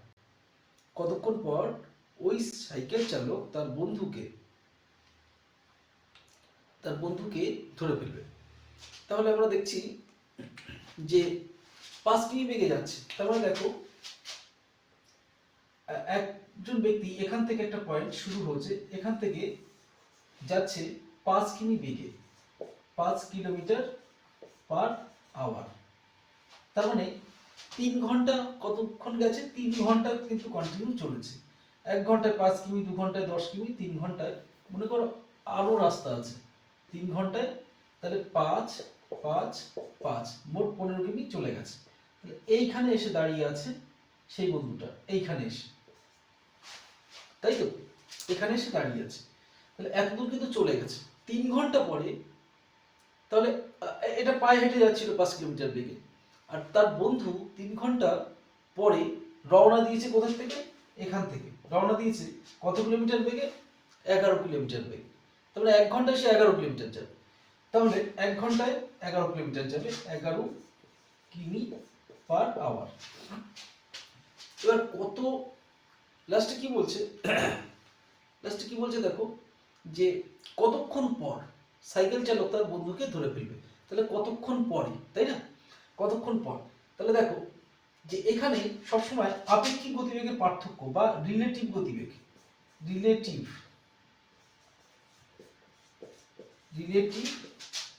গতিবেগ বের করতে হবে।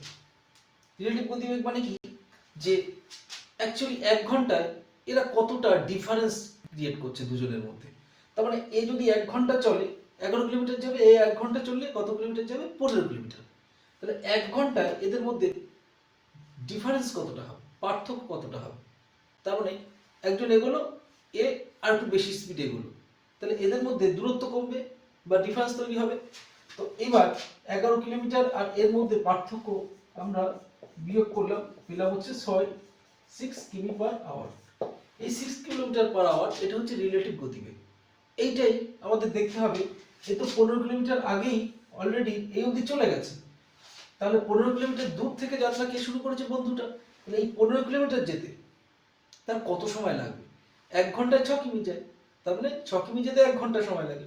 তাহলে আমরা লিখতে পারি 6 কিমি যেতে 1 ঘন্টা বা 60 মিনিট সময় লাগে। 1 ঘন্টা মানে হচ্ছে 60 মিনিট লিখলাম। তাহলে 6 কিমি যেতে 60 মিনিট সময় লাগে। 1 কিমি যেতে কত সময় লাগবে? বেশি না কম? নিশ্চয়ই কম সময় লাগবে। তাহলে 6। আর আমার যেতে হবে এই যে 15 কিলোমিটার ডিফারেন্স, ও অলরেডি চলে গেছে, ততটাই তোকে ধরতে হবে। তাই 15 কিমি কত? 60। তাহলে 15 কিমি যেতে সময় বেশি লাগবে, তাই 15 গুণ করে দিলাম বাই 6। তাহলে কত হবে? 6 6 কেটে গেল 150 মিনিট সময় লাগবে। 150 মিনিট সময় লাগবে বলতে তার মানে কি বোঝাচ্ছে? 150 মিনিট মানে 1 ঘন্টা মানে কত ঘন্টা? 1 ঘন্টা মানে কত মিনিট? 1 ঘন্টা মানে 60 মিনিট। তাহলে 60 মিনিট 120 মিনিট আরো 30 মিনিট, মানে 2.5 ঘন্টা সময় লাগবে। এটা 150 মিনিট মানে হচ্ছে, আমরা যদি এটাকে ঘন্টায় হিসাব করি তাহলে 60 দিয়ে ভাগ করব।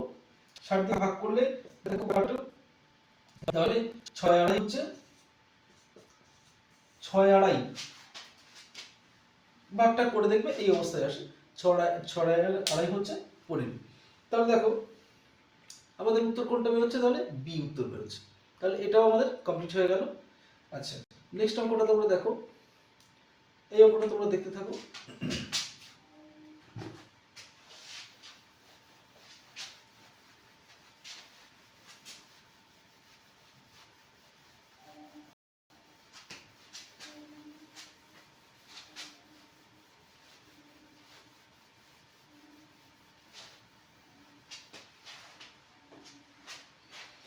আচ্ছা, এখানে যেটা আছে, প্রতিদিন নির্দিষ্ট সময় ধরে কাজ করে 4 জন লোক এবং 5 জন বালক যে কাজটি 5 দিনে করে। প্রতিদিন নির্দিষ্ট সময় ধরে একটা কাজ করছে 4 জন লোক এবং 5 জন বালক যে কাজটি 5 দিনে করে, সেই কাজটি 5 জন লোক ও 4 জন বালক 4 দিনে করতে পারে। তাহলে একজন একজন করে, একজন লোক আর একজন বালক কত দিনে কাজটি করবে। তাহলে এই অঙ্কটার মধ্যে দেখো, আগে আমরা শুরু করি। প্রতিদিন 4 জন লোক ও 5 জন বালক, 4 জন লোক আর 5 জন বালক। আচ্ছা, কি করতে পারবে? 5 দিনে কাজটি করতে পারে, 5 দিনে কাজটা করতে পারে। তাহলে এবার আমরা হিসাব করব একদিনে কতটা কাজ করতে পারে। একদিনে কাজ করতে পারবে এত অংশ,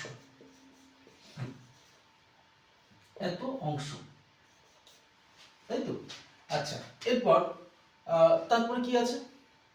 5 জন লোক ও 4 জন বালক, 5 জন লোক ও 4 জন বালক, এটা হচ্ছে লোক। এরা কদিনে করতে পারবে কাজটি? এরা কাজটি 4 দিনে করতে পারবে, মানে একদিনে 1/4 অংশ কাজটি করতে পারবে। বেশ, এবার এক কাজ করি, এদের যোগ করে দাও।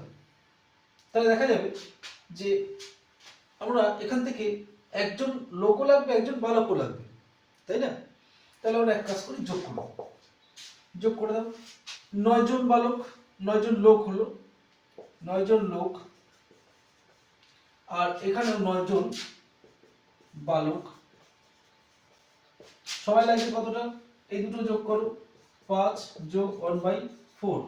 তাহলে এটা করলে হচ্ছে 20। দেখবে লসাগু করলে 20, আর এদিকে 9/20। বেশ, তাহলে এইটা হলো, এইটা হয়ে থাকলো। এবার এক কাজ করো, এখান থেকে 9 কমন নাও। 9 কমন নিলে কয়জন থাকবে? এটা তো প্লাস চিহ্ন, তাই না? তাহলে এখানেও প্লাস চিহ্ন হবে। 9 কমন নিলে কত? একজন লোক প্লাস একজন বালক ইজিক্যাল টু এই যে 9টা। আচ্ছা, এখানে যা আছে তাই থাক। তাহলে আমরা জানি এটা উঁচুতে আছে, এটা উঁচুতে আছে, তাই তো? তাহলে এটা কেটে দিই। তাহলে এইটা মানে হচ্ছে 1/20। তাহলে এটা মানে 1/20, মানে এটা উল্টে দিলেই হয়ে যাবে কত? এটা হচ্ছে 20 অংশ, 1/20 অংশ। দেখো 1/20 অংশ, এটা হচ্ছে একদিনে কাজ করতে পারে। 1/20 অংশ একদিনে কাজ করতে পারে।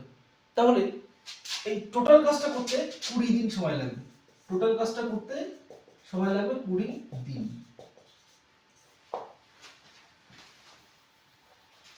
টোটাল কাজটা করতে সময় লাগবে কতদিন? 20 দিন। বুঝা গেল? তাহলে আমরা এখানে যা বললাম, একটু ভিডিওটা বারবার করে দেখে নিও, যদি কোনো কারণে বুঝতে অসুবিধা হয়। তারপর না হলে কমেন্ট, আমি সেটা আবার পরবর্তীতে বুঝিয়ে দেব। আচ্ছা, পরের অঙ্ক।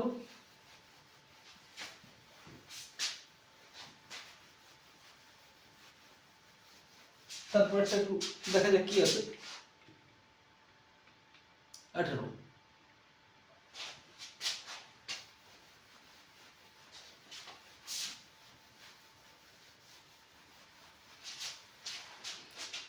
আচ্ছা,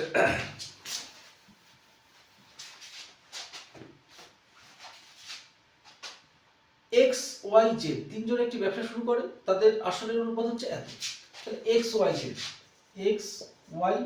জেড, এদের ব্যবসার যে আসলের অনুপাত, তার মানে ক্যাপিটালের অনুপাত 1:, কত আছে 1/2:1/3, এই তো আছে।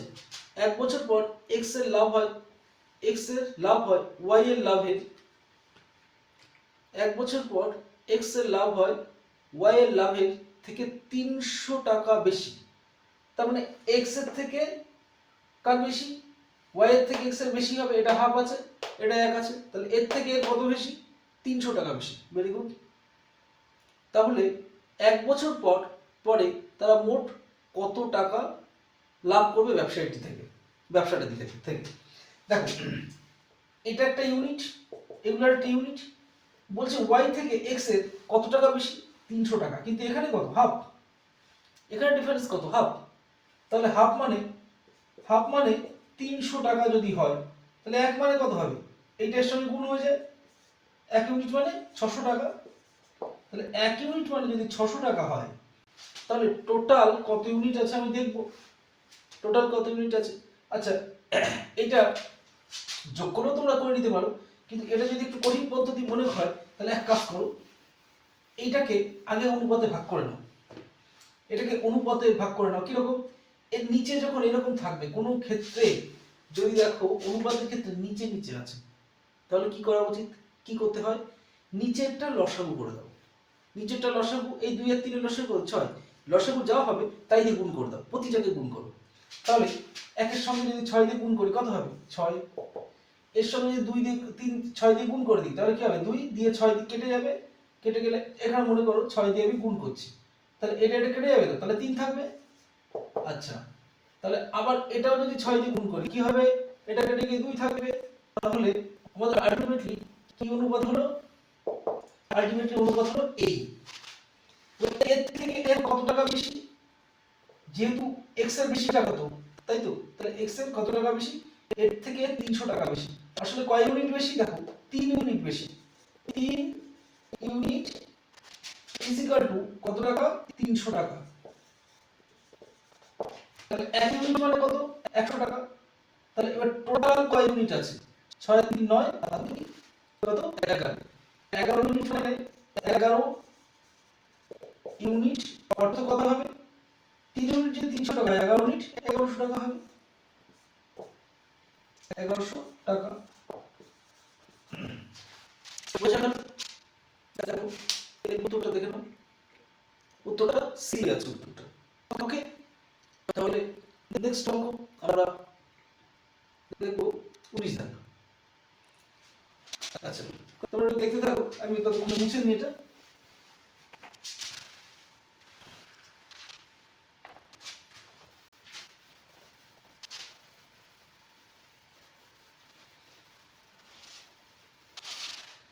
আচ্ছা, তাহলে 125-এ 5% কত, এটা তো আর বলার কিছু নেই। 125-এ 10% হলে 12.5 টাকা হতো, তাহলে 5% হলে তার অর্ধেক হবে, তাহলে কত হবে, 6 টাকা 25 পয়সা, মানে 6.5, মানে 6 টাকা 25 পয়সা বা 6 গুণ 1/4। দেখে নাও উত্তরটা, 6 টাকা 25 পয়সা, সি উত্তর। বেশ, তারপর 10,